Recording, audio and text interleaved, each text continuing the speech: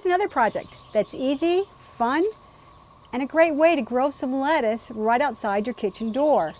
I've got this pot. I'm going to call it my lettuce bowl pot. And I have some seeds here. I have a wine country mesclun. That looks nice. I have container lettuce. Actually, lettuce that's made just for containers by Renee's Garden. It's called Garden Baby's Butterhead. Sounds pretty good, doesn't it? It's pretty too.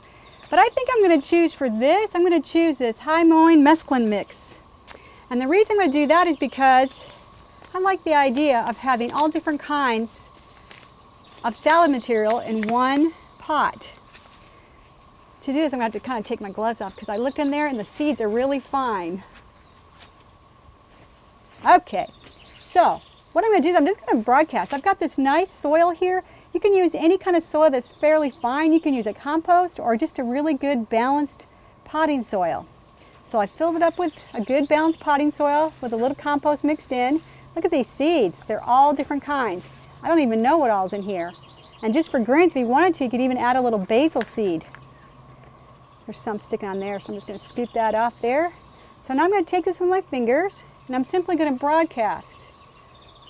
Just kind of evenly as I can, no big deal.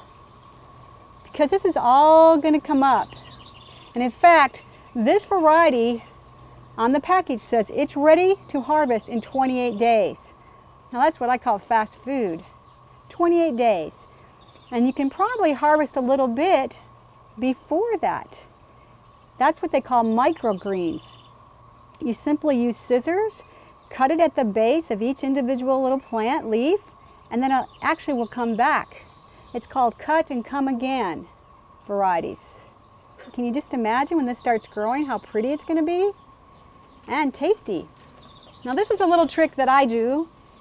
It makes things so much easier. I just take some potting soil that's nice and fine textured, and I simply want to just kind of cover those up. You don't need to do very much, maybe 1/8 of an inch, 1/4 of an inch. They're not very thick seeds. Generally speaking, you want to take the size of the seed, the thickness, and bury them 3 times that depth. So these are pretty narrow, thin seeds. I'm not going to cover them up very much, but I'm just going to kind of sprinkle this. In fact, it doesn't take long at all. The idea is just make sure you cover them all up really well. In order for that seed to germinate, it has to have good soil contact. So I like to kind of just pat it down a little bit. That ensures good contact with that soil. And all that is left to do is simply water it well, keep it moist so it will germinate, and in a few days those seeds are going to start popping up through, and I see a couple that I missed, so I'm just going to go back over. If you see any seeds exposed, just cover them up and press them down. And within a month, I'm going to be eating salad.